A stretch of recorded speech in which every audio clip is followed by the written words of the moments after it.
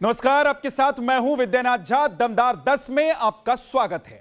कोयले की कमी और उससे पैदा होता बिजली संकट अब सियासी घमासान का सबब बन गया है। देश के कई राज्यों में बिजली संकट की खबरें आ रही हैं। बिजली का उत्पादन कोयला संकट की वजह से अटका हुआ है। कई राज्यों ने पावर कट का ऐलान किया है और बिजली बचाने के लिए कटौती की जा रही है। पहले कोरोना के चलते खनन में कमी और फिर अचानक बढ़ी डिमांड ने बिजली उत्पादन का गुणागणित बिगाड़ कर रख दिया है। कोशिशें की जा रही हैं, लेकिन हालात अभी भी पूरी तरीके से सामान्य नहीं हुए हैं। आपको रिपोर्ट दिखाते हैं।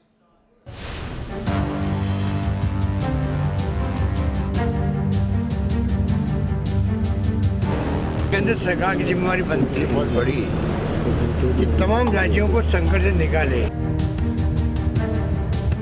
केंद्र सरकार ने अपना उत्पादन एक प्लांट पे नहीं, सारे प्लांट्स पे एक साथ आधा कर दिया। आज के दिन में करीब 4 दिन से ज्यादा का हमारे पास एवरेज स्टॉक है।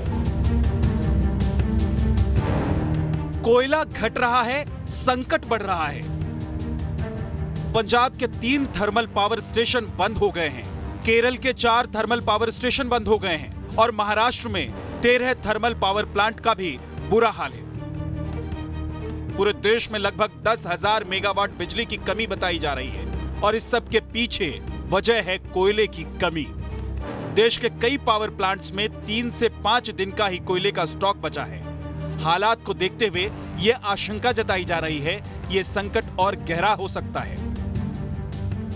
सवाल यही है कि क्या अगले कुछ दिनों में देश को ब्लैकआउट का सामना करना पड़ेगा। इस सवाल पर केंद्र और कुछ राज्य सरकारें आमने सामने हैं। राजस्थान, तमिलनाडु, झारखंड, बिहार, आंध्र प्रदेश, ओडिशा और महाराष्ट्र जैसे राज्यों ने केंद्र सरकार से कोयला संकट की वजह से बिजली उत्पादन में कमी की शिकायत की है। दिल्ली में बिजली संकट पर केजरीवाल सरकार में मंत्री सत्येंद्र जैन ने कहा है कि यहां सिर्फ 3 दिन की बिजली बची है। सबसे बड़ा उत्पादक केंद्र सरकार है, उनकी एनटीपीसी है, वो करती है। उन्होंने पिछले कुछ दिनों से अपना उत्पादन आधा कर दिया है और एक प्लांट पे नहीं किया, सारे प्लांट्स पे एक साथ किया है। देश के अंदर जितने भी प्लांट्स हैं सबका आधा कर दिया, जिसकी वजह से कई सारे राज्यों में तो कट लग रहे हैं। 5-6 राज्यों के मुख्यमंत्रियों ने प्रधानमंत्री जी को लेटर लिखा है। दिल्ली को एनटीपीसी के प्लांट से 4,000 मेगावाट बिजली मिलती है, लेकिन कोयले की कमी से एनटीपीसी के प्लांट बिजली उत्पादन नहीं कर पा रहे हैं। दिल्ली में फिलहाल बवाना, रिठाला और प्रगति मैदान पावर प्लांट में 1900 मेगावाट की क्षमता वाले 3 पावर प्लांट काम कर रहे हैं, जिनसे 1300 मेगावाट बिजली का ही उत्पादन हो पा रहा है। जबकि त्योहार की वजह से दिल्ली में बिजली की डिमांड बढ़ती जा रही है। तो उसका कारण यही हो सकता है कि कोयले की कमी है और सच्चाई भी है कि किसी भी प्लांट पे 3-4 दिन से ज्यादा कोयला बचा नहीं है। देखो, ब्लैकआउट होगा या नहीं होगा इस पे डिपेंड करता है कि वो बिजली देंगे या नहीं देंगे। जब तक बिजली देते रहेंगे तब तक ब्लैकआउट नहीं होगा। बिजली देना अभी तो आधी दे रहे हैं, कल को कहते हैं हम आधी भी नहीं देंगे तो ब्लैकआउट होगा। दिल्ली के अलावा यूपी में भी बिजली को लेकर चिंता बढ़ रही है। उत्तर प्रदेश में 18,000 मेगावाट बिजली की डिमांड है, लेकिन सिर्फ 14,000 मेगावाट बिजली मिल रही है। वहीं पंजाब के पावर प्लांट की कैपेसिटी 5620 मेगावाट बिजली पैदा करने की है, लेकिन फिलहाल वहां 2800 मेगावाट बिजली का उत्पादन हो रहा है। दरअसल देश में पैदा होने वाली 70% बिजली थर्मल पावर प्लांट से आती है। कुल पावर प्लांट में से 137 कोयले से चलते हैं और केंद्रीय विद्युत प्राधिकरण की रिपोर्ट के मुताबिक 90 से ज्यादा पावर प्लांट के पास 3 दिन से कम कोयला भंडार है। 7 अक्टूबर की रिपोर्ट के मुताबिक 25 पावर प्लांट्स के पास 1 दिन, 20 के पास 2 दिन, 14 पावर प्लांट के पास 3 दिन और 16 प्लांट्स के पास 4 दिन का कोयला उपलब्ध है। इसके अलावा 8 बिजली उत्पादन संयंत्रों के पास 5 दिन, 8 प्लांट के पास 6 दिन का कोयला उपलब्ध है। किसी भी संयंत्र के पास इन नियमों के मुताबिक 8 दिन का स्टॉक नहीं है। कोयले की कमी का असर छोटे बड़े शहरों में देखा भी जा रहा है। कहीं बिजली की कमी के चलते फ्रिज और एसी बंद पड़े हैं, तो कहीं दुकान और शोरूम अंधेरे में डूबे हैं। हम इसमें मौजूद है बेंगलुरु के सबसे पॉश इलाके ब्रिगेड रोड में और यहाँ पर भी जो है पावर कट्स हो रहे हैं। सोहेल साहब, जिस तरह से पावर कट्स हम देख रहे हैं लगातार हो रहे हैं, कितना असर बिजनेस पे पड़ रहा है? काफ़ी बिजनेस पे पहले ही बिजनेस हमारा बहुत कम हो चुका है। जो थोड़ा सा पिकअप हो रहा है ये कोरोना की वजह से जो कम हुआ है उस पे जो है काफ़ी असर पड़ता है। ये पावर कट्स की वजह से खर्चे ज़्यादा होते हैं और फिर पावर कट से काफ़ी तकलीफ़ होती है, ना सिर्फ हमारे को बल्कि हमारे कस्टमर को बहुत दिक्कत होती है। अगर हम बात करें जनरेटर्स की, क्या अब इस्तेमाल करना ज़रूरी बन गए हैं जनरेटर भी बेंगलुरु जैसे शहर में? बिल्कुल, जनरेटर इस्तेमाल करना तो बहुत ज़रूरी है, वरना हम तो उस वक्त जब पावर कट रहेगा उस वक्त धंधा नहीं कर पाएंगे। कर्नाटक के बाद अब आपको राजस्थान लेकर चलते हैं, जहां काली सिंध और सूरतगढ़ थर्मल प्लांट सहित 6 बड़े प्लांट कोयले की कमी से जूझ रहे हैं। बिजली संकट के कारण प्रदेश के ग्रामीण क्षेत्रों में ही नहीं, शहरी क्षेत्रों में भी कटौती हो रही है। कोयले की कमी के कारण राजस्थान में विद्युत संकट गहरा रहा है और अब इसका असर किस तरह गांव से निकलकर शहरों में भी देखने को मिल रहा है। जयपुर में आलम यह है कि 3 दिन पहले करीब 200 कॉलोनियों में एक साथ विद्युत कटौती की गई और अब लगातार कहीं घोषित तो कहीं अघोषित इसी तरह की तस्वीरें देखने को मिल रही हैं। कम बिजली उत्पादन के चलते राजस्थान के 10 बड़े शहरों में हर रोज 1 घंटे बिजली कटौती का फॉर्मूला तैयार किया जा रहा है। कई इलाकों में 4 से 8 घंटे तक बिजली कटौती की जा रही है। देखिए, जयपुर राजस्थान की राजधानी है और यहाँ पे पूरे शहर के अंदर इतनी महंगी बिजली मिल रही है कि पहले तो मिनिमम जो चार्जेज 1 महीने में आता था वो 20 दिन का महीना बना दिया बिजली विभाग ने। सबसे बड़ा प्रॉब्लम है ऑनलाइन एजुकेशन। लाइट नहीं आने से क्या दिक्कतें हो रही है आपको? हम कैमरा ऑन नहीं कर पाते और फिर टीचर्स को लगता है हम फिर छोड़ के चले गए या फिर कुछ और कर रहे हैं। राजस्थान में फिलहाल बिजली की डिमांड और सप्लाई में 6 करोड़ यूनिट तक का फर्क है। किसानों की चिंता खेती को लेकर है। 15 दिन बाद खेती के लिए बिजली की जरूरत बढ़ने से कुल डिमांड में 10% तक की और बढ़ोतरी होगी। चाइना में पूरा क्राइसिस है, यूरोप में क्राइसिस है। कोयले के जो दाम है दुनिया के मुल्कों में, इंडोनेशिया सहित, वो 4-5 गुना ज़्यादा बढ़ गए हैं और बढ़ने के बावजूद कोयला मिल नहीं रहा है। तो ऐसे वक्त में केंद्र सरकार की जिम्मेवारी बनती है बहुत बड़ी कि तमाम राज्यों को संकट से निकाले। कोयला खनन में आगे झारखंड में भी बिजली का संकट बना हुआ है। हालात ऐसे हैं कि कुछ ग्रामीण इलाकों में 8 से 10 घंटों का पावर कट लग रहा है। झारखंड में एक भी ऐसा पावर प्लांट नहीं है जिसके पास 8 दिन के कोयले का स्टॉक बचा हो।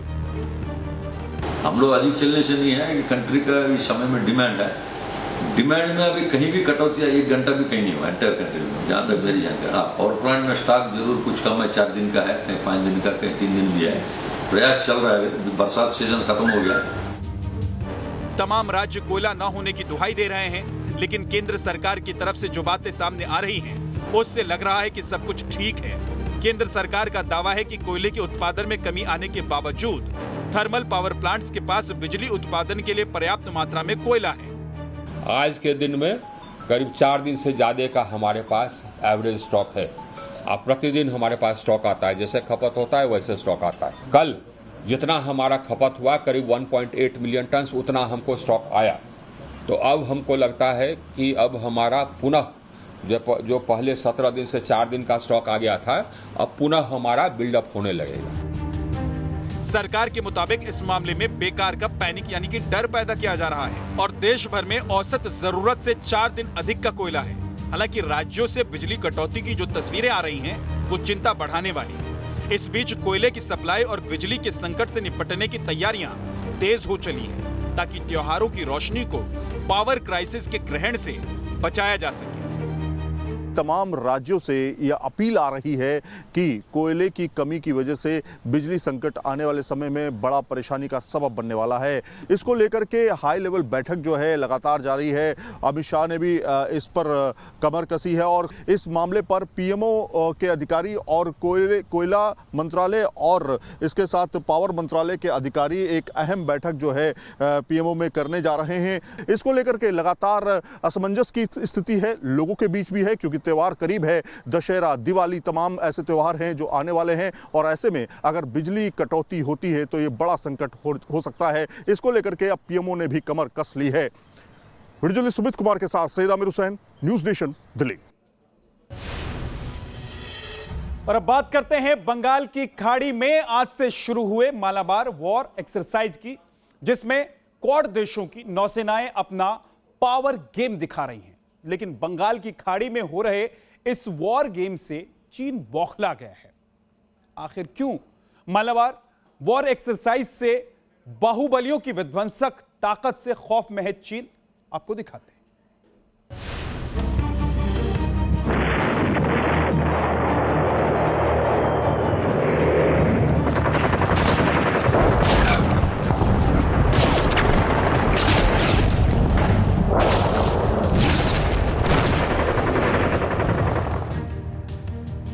क्वाड देशों का ये बारूदी तेवर तो सिर्फ ट्रेलर भर है। समंदर में हो रहा ये शक्ति प्रदर्शन चीन जैसे दुश्मन को धूल चटाने का अभ्यास है।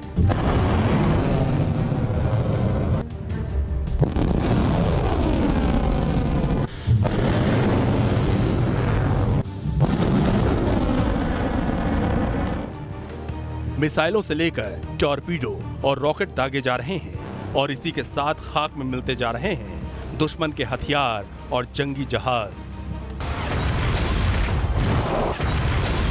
बंगाल की खाड़ी में एयरक्राफ्ट कैरियर, वॉरशिप्स, डिस्ट्रॉयर और पनडुब्बियां अपने अटैक पावर की ऐसी नुमाइश कर रही हैं कि देखने वालों के होश फाख्ता हो जाएं।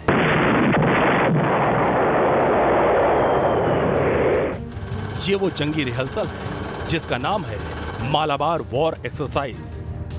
भारत, अमेरिका, ऑस्ट्रेलिया और जापान की नेवी की इस वॉर प्रैक्टिस पर चीनी राष्ट्रपति शी जिनपिंग से लेकर पीएलए के टॉप कमांडर की नजर है, क्योंकि दुनिया इसे चीन की विस्तारवादी नीति के खिलाफ क्वाड के वॉर गेम के तौर पर देख रही है। इस युद्ध अभ्यास में चारों देशों की नौसेनाओं की फॉरवर्ड लाइन के एयरक्राफ्ट कैरियर, कई युद्धपोत, कई डिस्ट्रॉयर और पनडुब्बियां दुश्मन को ठिकाने लगाने की ड्रिल कर रही हैं। मॉडर्न और हाईटेक नेवल वॉर गेम के हर तौर तरीके को आजमा रही हैं। इस युद्ध अभ्यास में advance surface warfare, anti submarine warfare, weapon firing, seamanship, दुश्मन की मिसाइलों को नाकाम करने की ड्रिल शामिल है। क्वाड की इंडो पैसिफिक रीजन में चीन के खिलाफ सबसे बड़ी घेराबंदी के तौर पर इसे देखा जा रहा है। ऐसे में सामरिक लिहाज से मालाबार वॉर एक्सरसाइज की अहमियत और बढ़ जाती है। ये कोई मामूली वॉर एक्सरसाइज नहीं, इसमें अमेरिकन नेवी का हिटमैन यूएसएस कार्ल विंसन अपनी ताकत दिखा रहा है। इसके साथ guided missile cruiser USS Lake Champlain और यूएसएस स्क्वाड्रन भी बारूदी तेवर दिखा रहे हैं। वहीं इंडियन नेवी का destroyer INS Ranvijay, multi role frigate INS Satpura अपने शौर्य से दुश्मनों को दहला रहे हैं। इनके अलावा जापान और ऑस्ट्रेलिया की नौसेना के युद्धपोत भी अपना दमखम दिखा रहे हैं। कार्ल विंसन बहुत ही घातक है। इसमें 90 से ज़्यादा फाइटर जो है एक समय ले जाता है और ये हर प्रकार के वेपन्स को ले जाते हैं। स्मार्ट वेपन्स, मिसाइल्स हैं, स्मार्ट बॉम्ब्स हैं, हर प्रकार के सेंसर्स से लैस है, हर प्रकार से इलेक्ट्रॉनिक वॉरफेयर इक्विपमेंट से लैस है और बड़े पैमाने पर इसमें न्यूक्लियर वेपन्स भी हैं।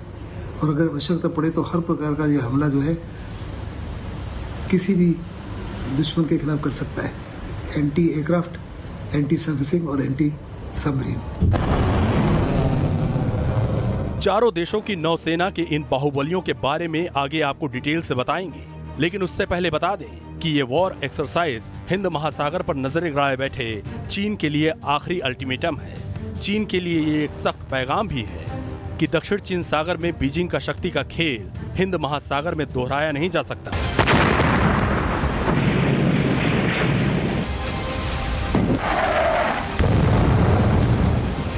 इस जंगी तैयारी की अहमियत इसी से समझ लीजिए कि मालाबार वॉर एक्सरसाइज को देखने के लिए अमेरिकी navy chief admiral Michael Gilday भी भारत दौरे पर आए हैं। साफ है कि हिंद महासागर में भारत और अमेरिका की डिफेंस पार्टनरशिप को और मजबूत करने की कोशिश हो रही है। Team news nation.